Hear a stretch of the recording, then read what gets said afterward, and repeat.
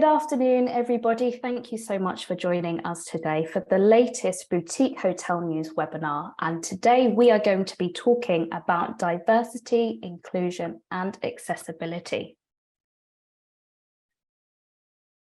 I am going to be your host today. So my name's Eloise and I'm the editor of Boutique Hotel News, and we are an online B2B publication that covers the global boutique, lifestyle, and luxury hotel industries.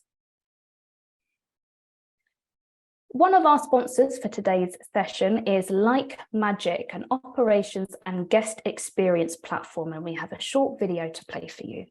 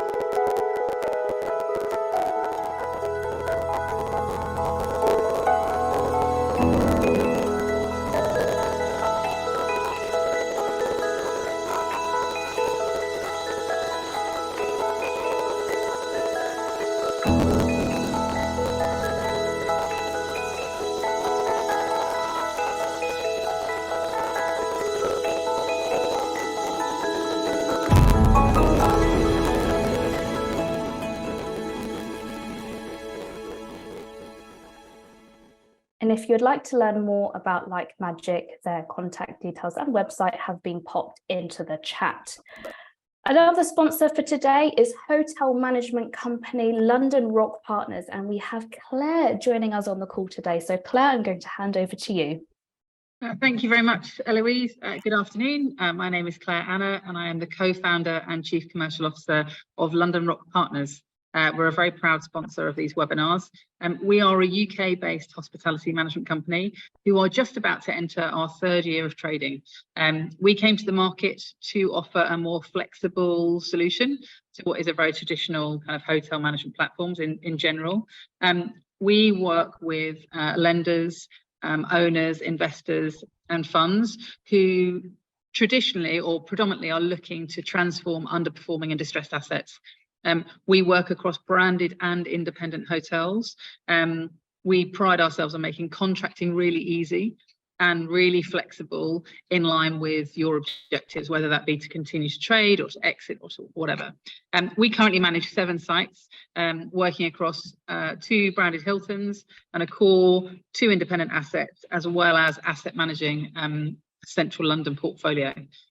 We have an active pipeline, and we would be delighted to talk to any owners or investors offline. My details are all in the chat room. I look forward to a really interesting webinar. Thanks very much, Eloise. Thanks, Claire. And as Claire mentioned, her details are in the chat should you wish to connect.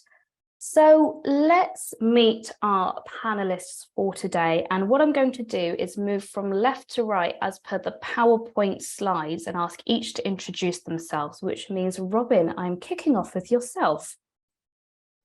Good afternoon, everybody. Robin Shepherd is my name, excuse me. I've been in the hotel management business for over 50 years, set up a management company called Bespoke Hotels at the turn of the millennium, and currently operate about 100 hotels, pretty independent of nature, but quite sassy in their own attitude. 2004, I had some tingling in my fingertips and toes. Thought I got a bit of a cold coming on, ended up collapsing with an illness called Guillain-Barré syndrome, which I'd never heard of and certainly couldn't spell at that time, which is a paralyzing illness. I spent 2 years trying to make a recovery. I now have a level of independence that I could never have hoped for, and I determined to do something about accessibility in the hospitality industry as a result of that very direct and pivotal moment in my life. So that's me. Thanks, Robin. And I'm going to move over to Rita next, please. Let's hope that my microphone works. Just a thumbs up that you can all hear me well. My name is Rita Varga, and I'm the founder and CEO of Rise Up. My background where a short time after hospitality and jumping into finances, I found my true calling in travel technology, and that has stayed my passion. However, my sort of career brought me to my mission with Rise Up. On one hand, we are curating a global community in hospitality and travel. And on the other hand, we are supporting organizations to achieve their diversity and inclusion goals by scaling diverse teams globally. So we do diversity and inclusion consultancy, recruitment. It sounds like we've lost you there, Rita. We lost you just after your diversity and inclusion certification, which I believe is enough for now because we have all your details into the chat should anybody wish to connect with Rita and learn more. Ivor, coming to you next, please.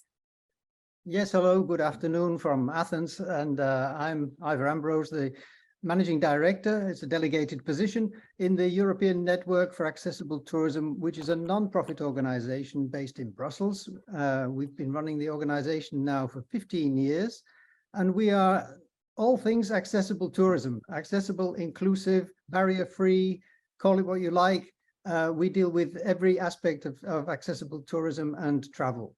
And our members, about 350 members around the world, not only in Europe, are from all backgrounds, national and regional tourist boards, businesses, professionals in accessibility, and also DPOs, disabled people's organizations, and many professionals who are working as access guides, accessibility, and also accessibility auditors and so on.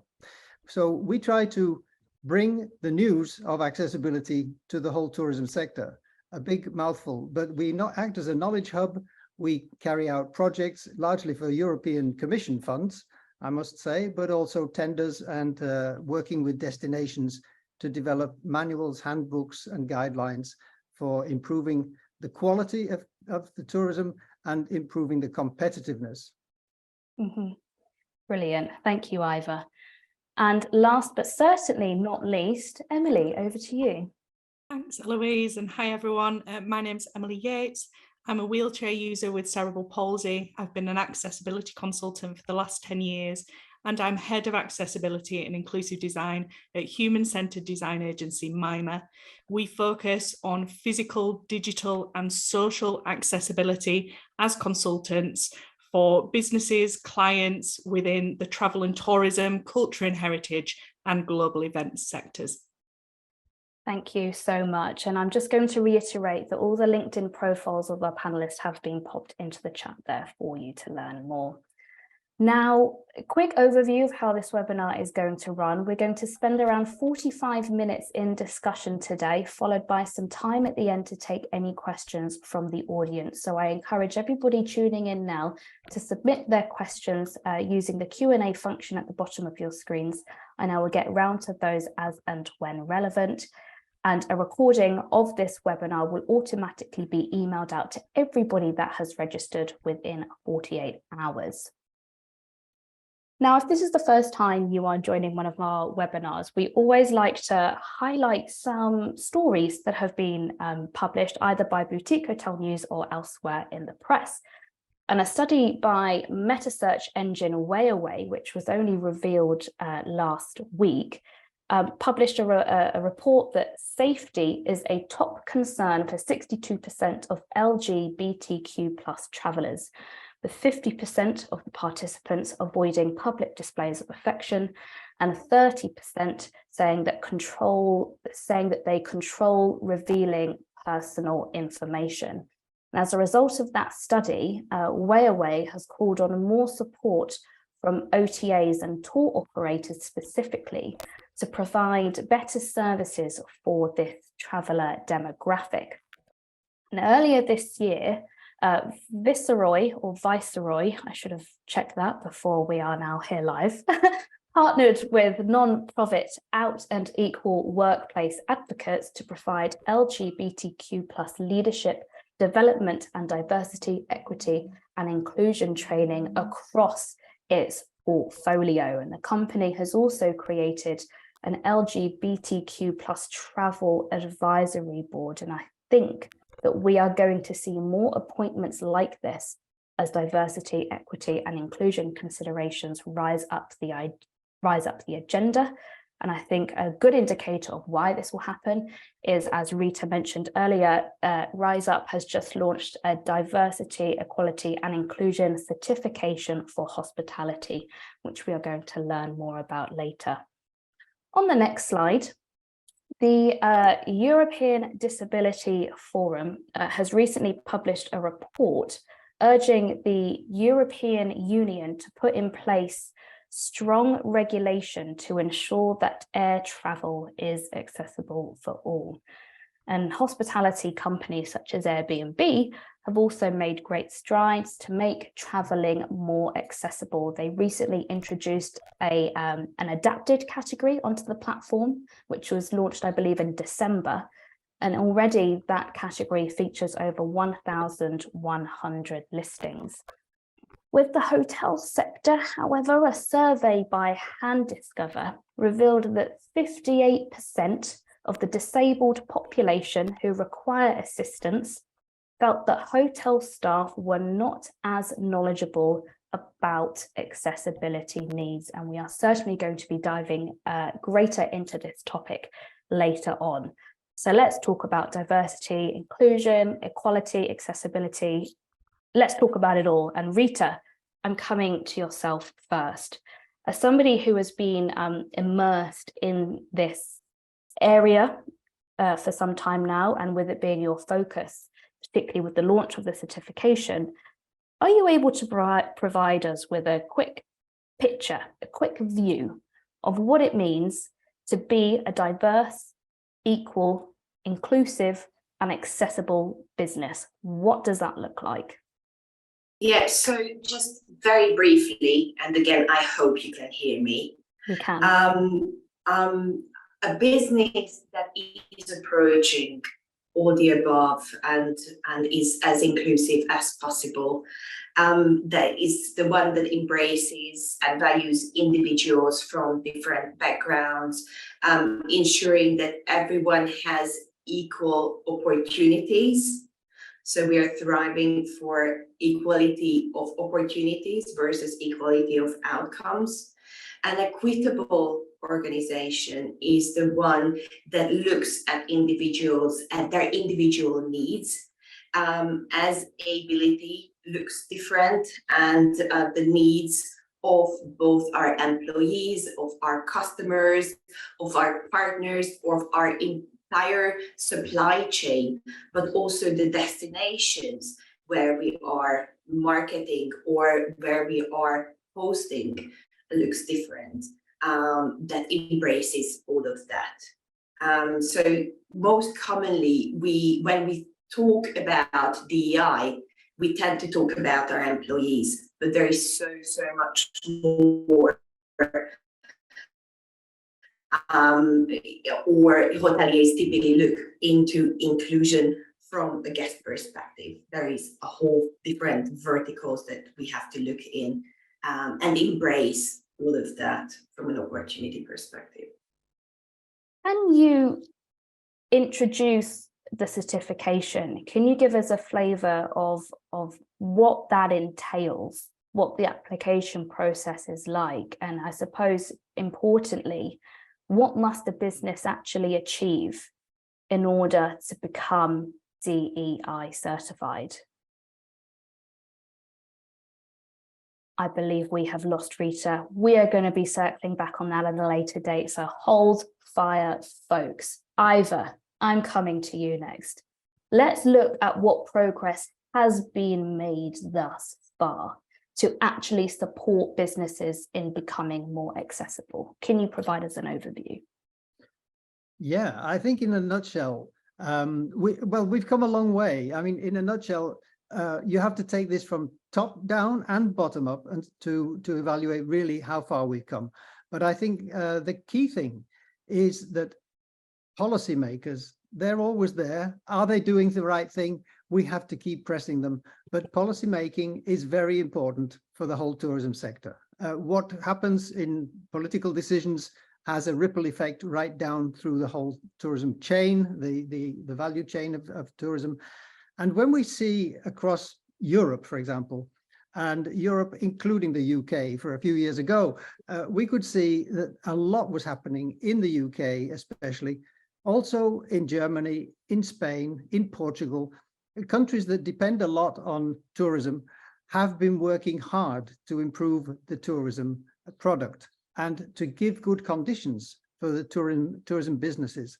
I could take the example of Portugal as maybe a latecomer to accessible tourism, but they started with a huge program in 2014, led to a funding program in 2017, where all tourism businesses could apply for grants to improve their accessibility in whatever way they wanted to.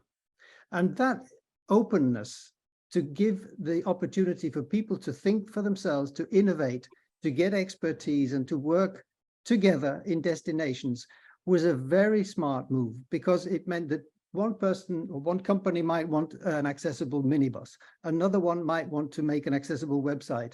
A third one might want to concentrate on making menus and making food that's good for people with dietary requirements. So whatever it was, they were open to apply for this kind of grants.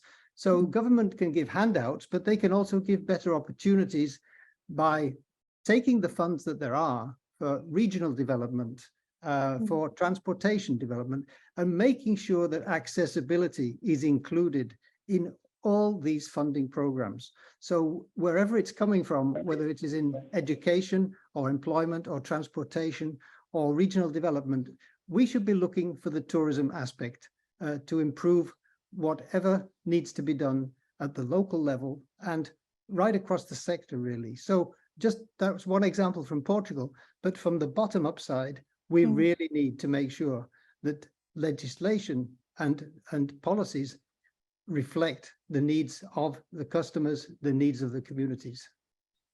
Do you think that the greatest potential for change is going to be coming from the top-down perspective, or is it going to be bottom-up? I would just repeat, I think it needs both.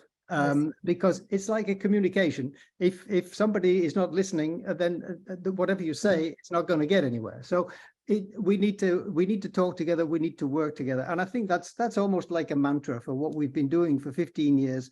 We have to cooperate, as with everything in tourism, actually. You can't have just a wonderful, beautiful, accessible hotel in an oasis if it's not connected with other services around it, with the attractions and so on. So I think people have learned that by now. And it means that you have to cooperate at the local level. But to do that, you need some support, and you need perhaps also some direction from the regions and from the policymakers who can actually provide the funding that so many small businesses need. And when we talk tourism, we're talking a lot of small businesses. So it's very important that we reach out to them. What's the greatest challenge in that respect, in terms of what more needs to be done? What needs to shift or change, be it mindset, be it openness, from your perspective, that will help accelerate change at a quicker pace?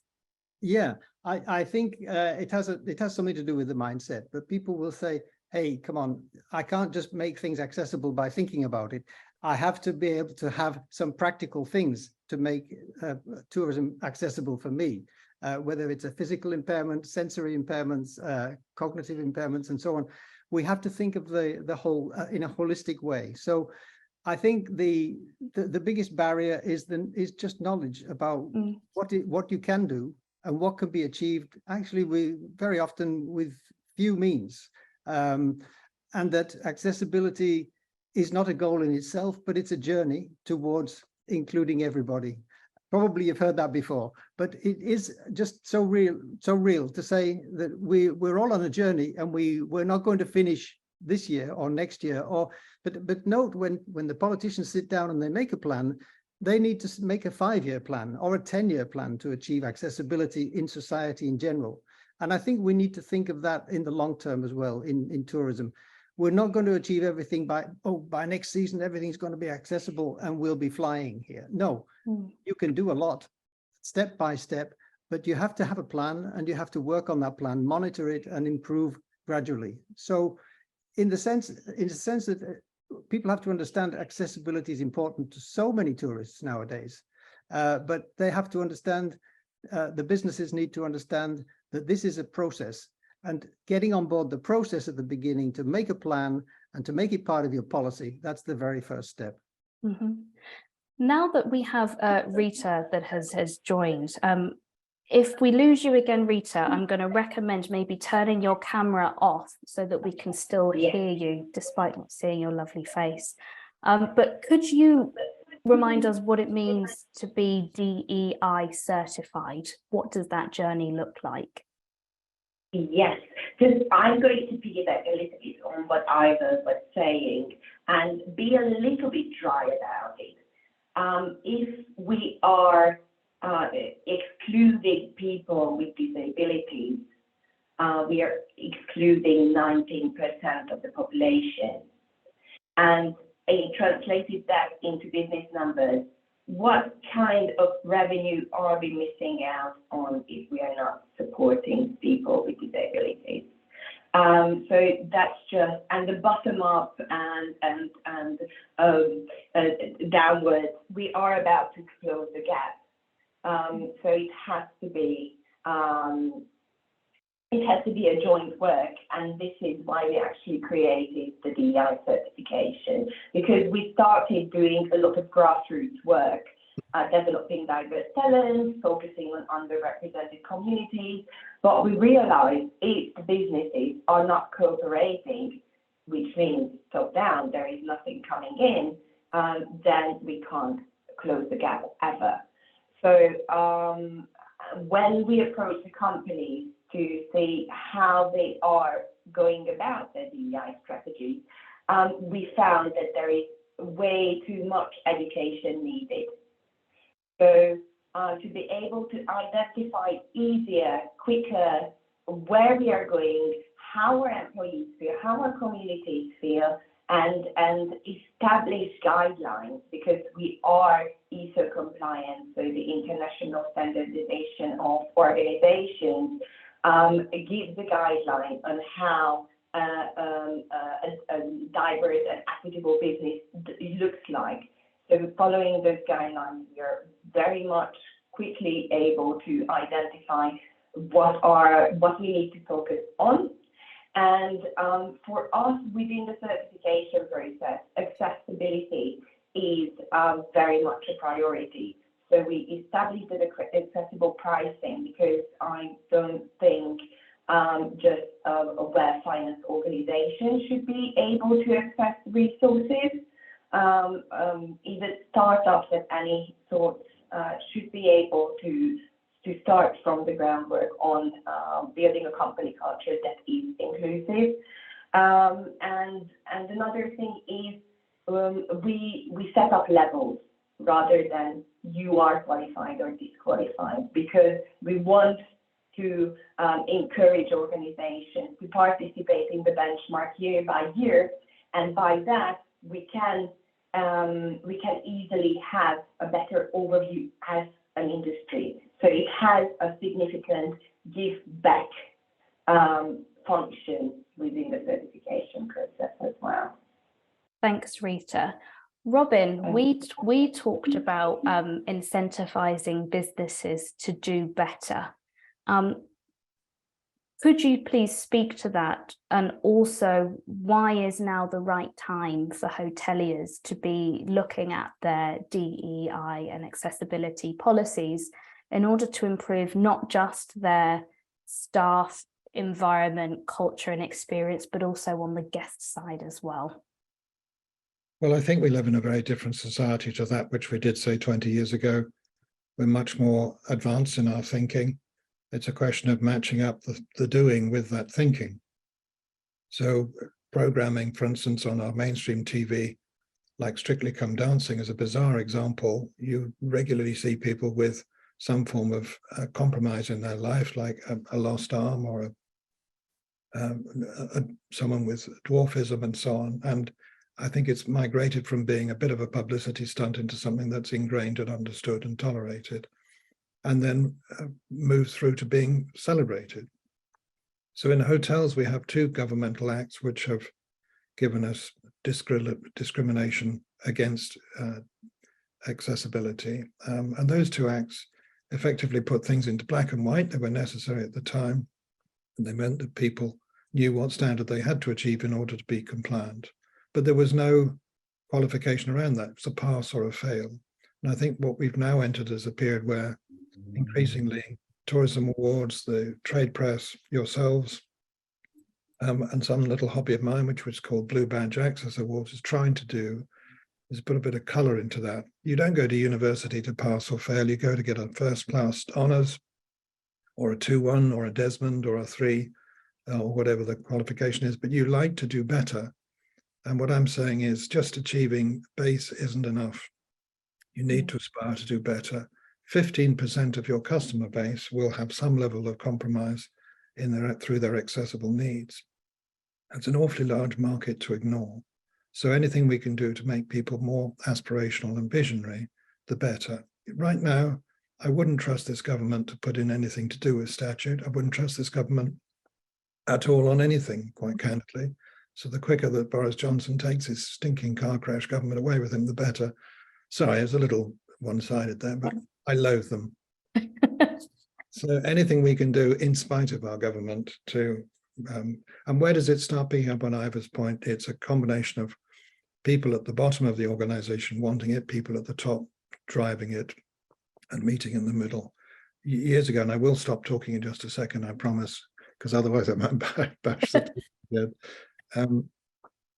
years ago, I was invited to go and see Channel 4 and have a day in Channel 4. And the way they recruited, the way they trained, the way they ran their programming, everything had accessibility like and inclusivity running through it like a stick of rock. And I thought, this is what the future looks like. This is what all businesses should aspire to. And it's fascinating to see what Nadine Dorris was trying to do with that particular organization when it has stood for so long as such a brilliant, inspiring organization. Could you talk to us about the value, Robin, of implementing certain initiatives, policies, making sure that they are as strong as possible in order to be seen as a diverse, equal, inclusive, and accessible business? Well, this kind of splits into 2. There's a moral imperative because it's the right thing to do. There's a commercial imperative, and we live bizarrely in a world of apology discounting. I'm sorry, sir, I don't have an able-bodied room left. I've only got the disabled room left. But I'll tell you what I'll do. I'll knock 20 quid off. We've built disappointment into this bizarre rigmarole that takes place at reception. It's obscene. Mm-hmm. So why can't we transform that by putting design and excellence into the look and feel of the disabled room? So people say, I'd like an accessible room because it's an upgrade. Why does it? It's illogical to make it a downgrade. So we've done this in several of our hotels. Little commercial plug, we've set up 2 hotels called Hotel Brooklyn because I've been talking about it for ages and I need to demonstrate how it might look if we were to embrace some of the messages. And we've been able to deduce something in our first hotel in Manchester in excess of £250,000 worth of profit into that business that we would not have achieved if we hadn't set the place up in the first instance. So there is a real commercial return, and it seems utterly illogical to ignore it to me. Thanks, Robin. Bouncing off that, I'm coming to Emily next. And could you please elaborate on the value of the purple pound? Absolutely. So we've been talking a lot about both the moral and the business case perspective from making businesses accessible. And the purple pound, very, very basically put, is the spending power of disabled people and their households. And let's be honest, there's a misconception in society that disabled people in particular are not valued consumers, they don't have money to spend, etc., etc., etc. And that's completely false. In fact, the purple pound, the spending power of disabled people and their households, is worth an estimated £274 billion per year to UK businesses alone. So by not being accessible, you are effectively missing out on a piece of that very valuable pie. And as Robin, Ivor and Rita have all said, actually by making things accessible, you are not remotely discounting how they can be utilised well by people who are non-disabled, by older visitors, guests, etc. So it really does have a wider benefit to everybody. And I think just building on what everybody else has said, to me as a disabled person that's a keen traveller and speaks to a lot of different disabled guests, people with lived experience and different protected characteristics, I really do think that we desire two distinct things. Number one, honesty, and number two, detail. There is nothing worse, in my personal opinion, than being told that somewhere is accessible and getting there, spending the money, the time, the effort to get there, and realising that it doesn't suit my particular requirements. So, as Ivor very rightly said, accessibility is a journey. And being honest about where you are on that journey as a business is absolutely vital to make sure that you grasp the loyalty of disabled people. And secondly, on detail, I don't just want to know that somewhere is accessible, because to me, that's not helpful. What's accessible? What features and facilities do you have? I need more detail. I need to know, do you have accessible parking, step-free access, an adapted room? Can I get on the rooftop bar if I want to, etc. So I think if we keep this in mind, honesty and detail, they're two immediate ways that you can start changing that mindset and start getting involved and engaging with the all-important purple pound. Mm-hmm. Rita, did I see your hands go up earlier, or am I not seeing? I'm just here praising Emily's words. Hallelujah.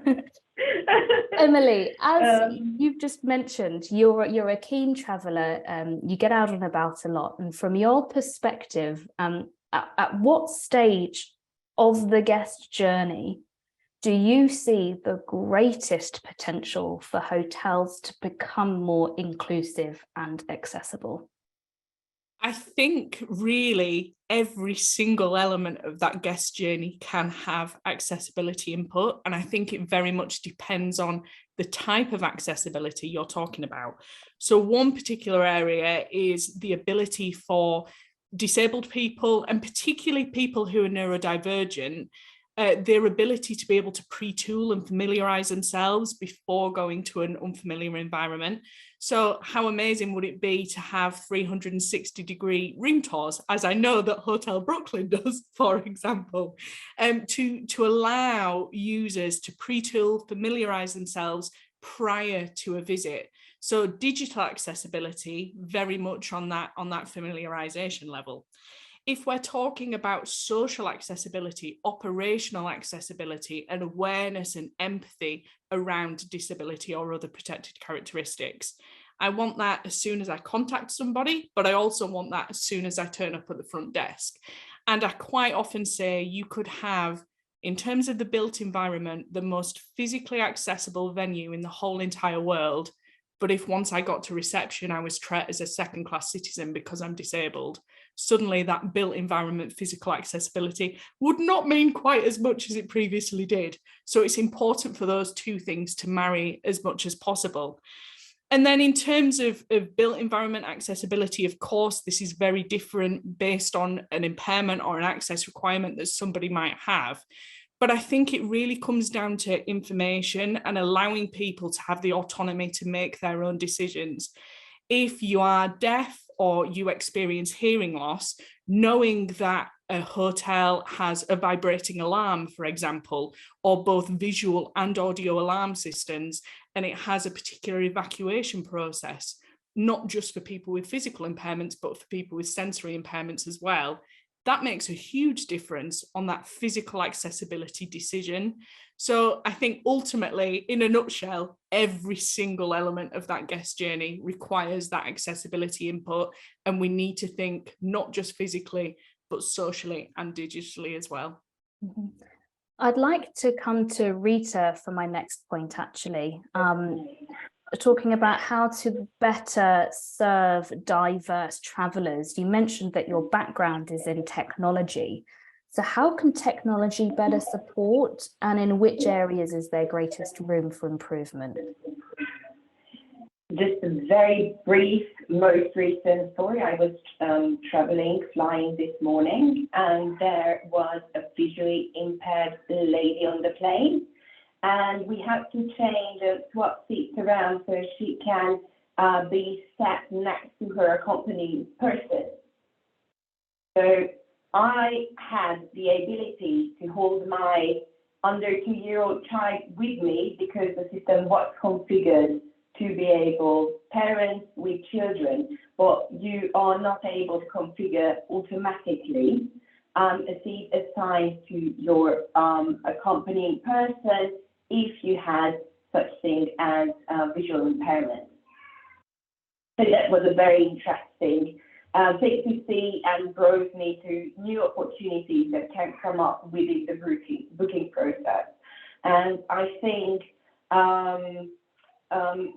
digitalization starts with travel inspiration. We have to configure already everything on our website to be able to accommodate people with different disabilities. And there are actually very accessible tools to make that possible. People always think investing in technology is a huge money terms of the investment. There are so many resources that you can make, and there are so many micro commitments that you can make and start with that make a huge difference. There are different hyper-personalization booking tools, such as GoVendy. I'm a huge fan of it, so I'm just name dropping everywhere where I can, because they make it possible. So what Robin was sharing is, instead of discounting on the value of an accessible room, is really tailor making and personalizing to the visitor's needs of where the room should be and how the room should look like.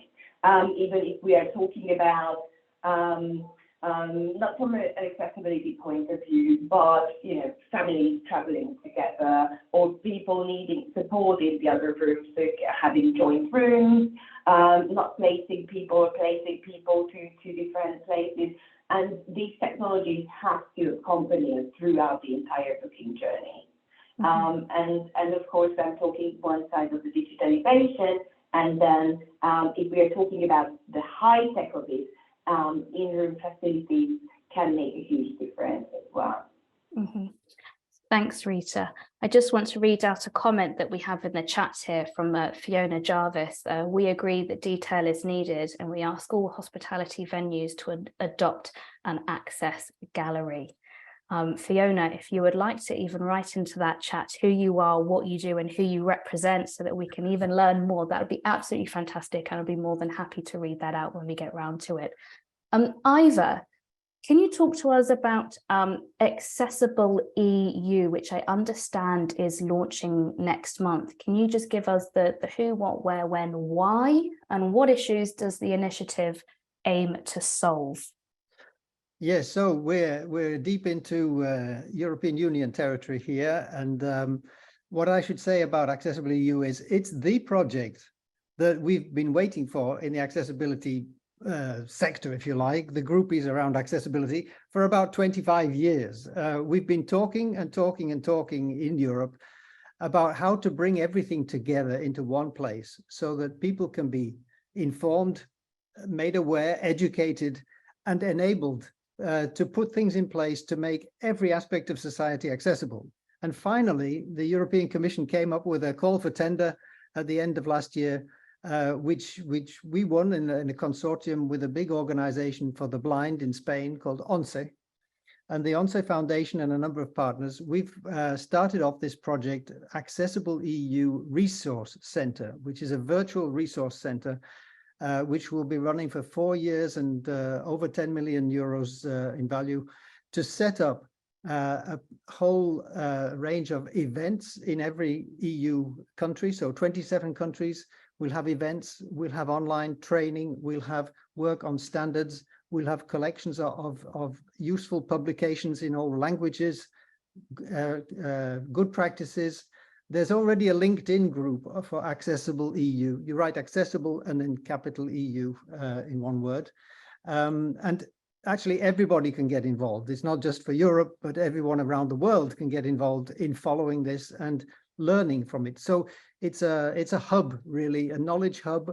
And the overall objective, of course, is to get the different parts of society, the different actors in different sectors, in built environment, in ICTs, in transport, and in standards right across Europe, to implement the policies that have been developed and implement the directives or the regulations. So it is very much focused on all of those legal and standardized things for improving the lives of people with disabilities. That's at the center of it. But as we all know, that has incredibly great knock-on effects. If you can do things for people with disabilities and get them right, everybody is going to benefit. And that's another one of our mantras, if you like, that what's good for people with disabilities is going to benefit all.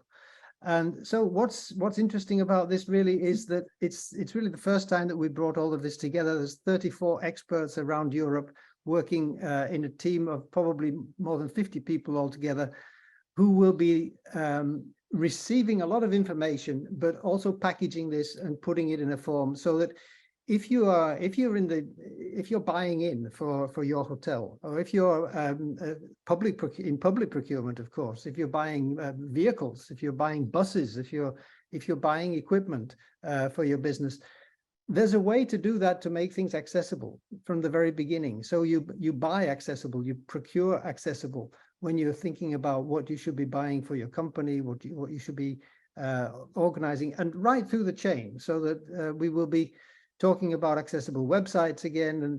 And just to bring this back to one very key thing, I think that also Emily was saying this very clearly about honesty and detail. What we're really talking about there is information. Information is the key right through the accessibility chain, and people need to get that information so that they can judge for themselves. Is that something for me, or do I leave it out? I mean, it's as simple as that people want to have choice. Everybody wants to have choice. But if you don't have the information in front of you, how do you choose a good destination, a good bed and breakfast, or a good activity? Is it going to be suitable for me? Because we're all so different. We have different requirements. So again, as Fiona says, I know, Fiona, that we have to take into account what you tell people about your business. Because if you tell people the truth, tell them accurately, objective facts, that's what they want to know. And this is where I'll be a bit provocative here. I think that our social media, our TripAdvisors, they fall down in some respects, because if you're only dealing with subjective opinions, you cannot really compare between my opinion and your opinion. We can talk all day. But if we have some objective facts to register and to understand, then we can start to understand, is that something for me? Is that something I'll pay for? Is that something I can book? And I think that's an important step to take to move towards greater honesty, as you say, and detail. Emily, thank you for that. Thanks, Ivor. Robin, I saw your hand fly up earlier. Do you want to add to this? I'm just praying at the moment, Ivor, that the words EU doesn't mean that the UK will be excluded from this fine body of work. Not at all. Not at all. It's open to all. So you'll be in. You'll be in, or you'll be coming back, I suppose. One day. And just to read out a message here from Fiona. She works with Robin and the Blue Badge Access Awards. Our consultancy helps venues to improve their access, and the Access Gallery is one of our solutions to achieve this. And Fiona's details have been popped into the chat for you to guys learn more. So I'm aware that we've talked a lot about accessibility, and we've talked about the sort of the social value and what you can do with certain policies and initiatives. But Emily, I am intrigued to hear, with your consultancy hat on from a design and architecture perspective, how is greater awareness impacting your approach? But is there anything maybe right now that a hotelier can do to make spaces more inclusive? And what does that long-term view look like? So I think in terms of our approach, one of our biggest things that we do ultimately is try to humanize accessibility wherever possible and take away the fear factor that faces so many businesses, because there is this misconception that becoming more accessible is expensive, complex, long-term, a long-term move. And sometimes it is. There is no denying that. But there are quick wins that can be made, as we like to call them. And the other thing that we do in terms of our approach in humanizing accessibility is try and bring that lived experience perspective into everything that we do, and make sure that there are panels of people with lived experience that are able to consult, so that you're not just getting my one and only opinion as a wheelchair user, for example, but you're able to hear from people with different impairments and access requirements, because quite often those requirements really distinctly oppose each other. What would benefit somebody who's blind or partially sighted in terms of great colour contrast, for example, might be completely different to a neurodivergent user who would really benefit from a more neutral palette, less visual busyness, etc. So hearing from lots of different perspectives is often really, really important from an inclusive design perspective to help our clients, whether they're hotels, museums, airports, to get a little bit further. And looking at quick wins and long-term goals in a bit more detail, just to give a few examples. We've recently been discussing with a few businesses how they can make sure that in terms of their restaurants, there are large print, easy read menus, staff are trained to read menus out in the correct way to somebody who's blind or partially sighted, that there's also adapted cutlery available for somebody that has limited dexterity or strength, that there's space between tables for a wheelchair user to correctly be able to navigate through, and that things like table service can be offered as and when that's appropriate to do so. These are all very, very low cost, but very, very high impact changes that can be made. And that's just if you have a bar or a restaurant. There are lots of other different things that you can do. I mentioned vibrating alarms for somebody who's deaf or has hearing loss earlier, large contrasting buttons on the phone for somebody who's blind or partially sighted, the ability for a member of staff to take somebody up to an accessible room and make sure they're able to navigate with a bit of audio description exactly where everything is in that room. Again, these are all quick wins, and yes, there will be longer term goals. You might want to have an access audit undertaken by a consultant that gives you built environment recommendations. Yes, that will cost a little bit of money. You might want help in creating an accessibility guide which shares accessible features and facilities that you have available that you can then put on your website. Depending on the way that you go about that, that could either be a quick win or a long-term goal. And that also depends on your budget, your timescales, the maturity of your business. So it is a case-by-case basis, but hopefully there I've been able to share just a few examples of ways in which you can become more accessible, gain that loyal consumer market in ways that don't break the bank and don't take forever. Thanks, Emily. That's really insightful. And Robin, I'm going to finish up. Oh, Rita, I can hear you coming in. Would you like to share some insight? Yes, my camera is just not working, but you can see enough of me to connect with me on LinkedIn. But can I just add, Emily was very much talking about the customer's perspective, the guest perspective.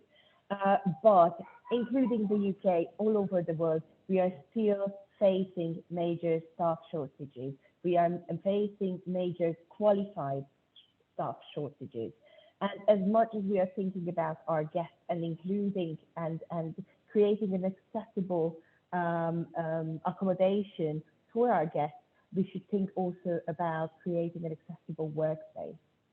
Because we do a campaign called AVA, we Rise Up in Germany, for example, where we are put ourselves together with a couple of organizations and hotels and hotel chains to provide a training program for people with disabilities, all sorts. And I think there is a significant conversation missing on the fact that that 19% of the world should also join the world of hospitality, because it's a lovely world. We just have to change a couple of things to make that happen. Mm-hmm. I certainly think with ESG becoming more prominent in the sector, the chronic staffing shortages that we are facing, but also on the discerning traveller side too, that there's certainly lots of opportunities to be had here in order to help solve the staffing shortage that we are now facing. But I would like to finish up with a question to Robin, and we've touched a little bit about the Blue Badge Access Awards. We heard from Fiona earlier, but Robin, for those who may be unfamiliar, could you please share some insight as to what the Blue Badge Access Awards are, but also, and more importantly, could you provide some examples of what these venues are doing so well? Well, the awards were set up in 2016, which we launched at the House of Lords. And during this exercise, we realized that one of the most difficult accessible buildings to get around was the House of Lords. So we learned some salient lessons through that launch program. The intention at the start was to challenge interior designers and architects to imagine more attractive and better designed spaces. And we very quickly realized that that wasn't enough. So many issues running through recruitment, training, confidence, messaging, that it just goes through so many levels. So we now have a dozen awards, and we're not trying to use sticks or statute to try and beat people with. We're trying to use carrots, lots and lots of carrots, to say I can win a prize and I can say that I've been rewarded or recognized for the work that I've done. We do, however, and this is Fiona's baby, we do have special awards for ludicrous loos and ridiculous ramps. So you can lowball us if you want to. We look forward to that. The bluebadgeaccessawards.com website is up and running now. We launched in April. We close on the 26th of October at Great Scotland Yard, which is a past winner, which features the most stunning staircase, which converts into a wheelchair ramp. So we're excited about that, and entries will be judged during early September. So please get any nominations or entries in now, if you possibly can. The key point I want to go back to both Ivor and Emily really is getting it on the agenda. Once it's on the agenda and someone in your organization cares about the topic, things will happen. And it doesn't matter whether that's the MD of the business or the kitchen porter, whoever is there is the one who's agitating. So we christen that person an access champion. And I would urge any organization to go out and appoint one so someone cares about that topic more than anybody else in the structure. We're seeing similar movements with the likes of sustainability, and how now heads of sustainability, directors of sustainability are being appointed either independently or in larger organizations. And I mentioned it earlier in my context, I do think that there are going to be more appointments within the DEI and accessible space to help further the cause. And I am going to finish up. We've had one question from the audience, and I think what I will do is go around and ask everybody their thoughts on this. Does the panel think that there are too many organizations giving advice to hotels on how to be accessible? I'm one for sharing knowledge. I think the best way that we can improve and move forwards is to share knowledge. However, I can understand that some might find it a bit of a minefield in order to find exactly the right information and the details that they do need. That's my thoughts on the matter. But I'm going to hand over to, I'll ask all our panelists individually one by one. Emily, what are your thoughts on that? I think it's a really interesting question. I think the one thing that I would say that I note is difficult is knowing where to find that information. I think there's a lot of disparate information around and disparate advice, from blogs to regulations to personal experiences on TripAdvisor, as was mentioned earlier. But I think the ability to put all that information into one place is what we really need to be looking for now, and perhaps that would solve the issue of the idea of too much advice. Mm-hmm. Ivor, I'll come to you next. What are your thoughts? I just 2 seconds because I have to go in a moment. I just say I think that's a really pithy question. It's a good question to go in and say, look, what kind of advice are we getting from these people? And I think it's important to think about certification of qualifications of experts as well. And in the UK, you do have a good system for that on access auditing and access qualifications. So I would look for someone who's qualified. But more than that, I think it's very important to talk to people who've been around for a while. So come to ENAT, we can advise you on that. I mean, we don't do all the work ourselves, hardly at all. We work with our members and we promote those members who are doing a good job, and we recommend them to work with other teams. So we're a kind of a shop for finding out where you can get good information, and I hope that can answer part of the question. I'd like to say thank you very much for having me now. I have to just sign off. So thanks, Ivor. Hope you make your flight. Good luck. Bye. Robin, what are your thoughts on that note about are there too many organisations giving advice to hotels on how to be accessible? Followed up with another question: if there are too many, why has access not improved? Sorry. Well, I disagree. I think access is improving. The fact that we're having this conversation is an improvement to where we were 5-10 years ago. It's the Wild West at the moment, I confess. There are a huge number of disparate bodies that are trying to muscle into the space, and in a pleasant and kindly way. I don't think there's anybody trying to out-muscle other people. It's just a lot of diverse voices with a salient message that they want to get across. So this distillation process will take time. Eventually we'll end up with one or two strongest voices, and those by a process of selection will become the strongest.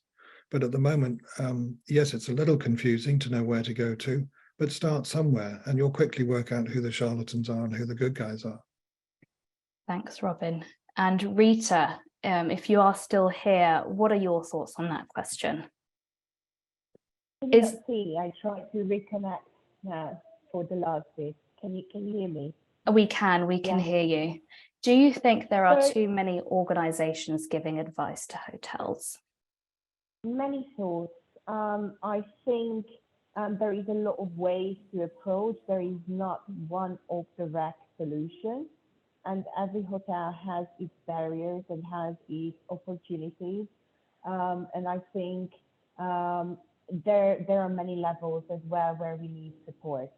So I support organizations that dedicate time and value to the